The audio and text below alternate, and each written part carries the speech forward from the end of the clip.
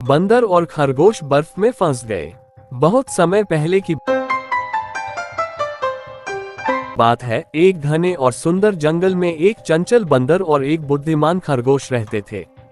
दोनों बहुत अच्छे दोस्त थे और दिन भर साथ खेलते, खाते और जंगल में घूमते। उनकी दोस्ती पूरे जंगल में मशहूर थी क्योंकि वे हमेशा एक दूसरे की मदद करते और हर परिस्थिति में एक दूसरे का साथ निभाते।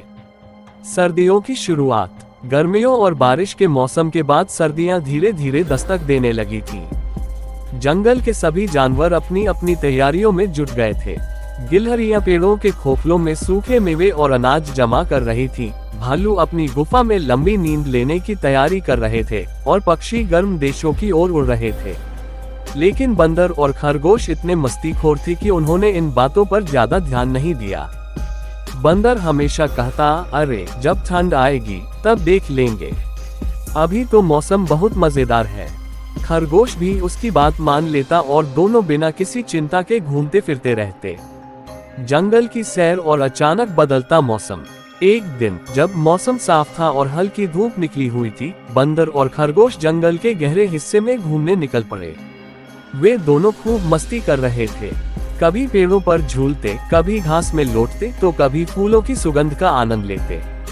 दोपहर के समय जब उन्हें भूख लगी तो वे खाने की तलाश में इधर उधर घूमने लगे, मगर उन्हें ज्यादा खाने लायक चीजें नहीं मिली।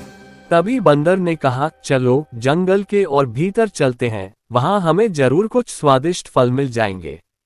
खरगोश को भी यह विचार अच्छा लगा और वे दोनों आगे बढ़ने लगे। लेकिन उन्हें यह अंदाजा नहीं था कि वे धीरे धीरे जंगल के एक ऐसे हिस्से में पहुंच रहे हैं जहां से वापस लौटना मुश्किल हो सकता था। जैसे जैसे वे जंगल के भीतर गए, अचानक मौसम बदलने लगा। तेज हवा चलने लगी, आसमान में काले बादल छा गए और कुछ ही देर में बर्फ के छोटे छोटे टुकड़े गिरने लगे। बंदर ने हैरानी से कहा, अरे ये क्या हो रहा है, इतनी जल्दी सर्दी कैसे आ गई? खरगोश चिंतित होकर बोला, बंदर भाई, ये बर्फबारी शुरू हो गई है, हमें जल्दी ही किसी सुरक्षित जगह पहुंचना होगा, वरना हम ठंड से जम जाएंगे। बर्फीले तूफान में फंसना। धीरे धीरे हल्की बर्फबारी एक तेज बर्फीले तूफान में बदल गई। तेज हवाओं के साथ बर्फ इतनी तेजी से गिरने लगी कि रास्ता दिखना मुश्किल हो गया। बंदर और खरगोश ठंड से कांपने लगे। बंदर ने ठिठुरते हुए कहा, अब क्या करें खरगोश भाई, हमारे चारों ओर बर्फ ही बर्फ है।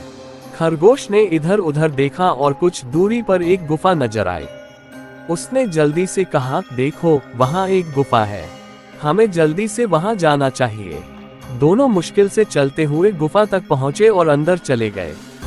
गुफा ने उन्हें बाहर की तेज हवा और बर्फ से तो बचा लिया, लेकिन अंदर बहुत ठंड थी। उनकी सांसें भाप की तरह बाहर निकल रही थीं और उनके शरीर ठंड से कांप रहे थे। बंदर ने निराश होकर कहा, अगर हमने जल्द ही कुछ नहीं किया तो हम इस ठंड में जम जाएंगे।